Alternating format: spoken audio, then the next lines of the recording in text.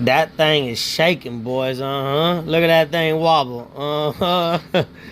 That's that same RTV right there. The same Kubota that I always work on. God bless this customer for always giving me work. I really love him.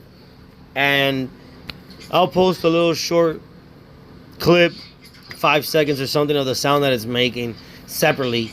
Because you guys know I don't have any advanced software to edit my videos, but I will get it. I promise I'm going to get it. But it's vibrating right there. It's loose where the manifold connects to the tailpipe.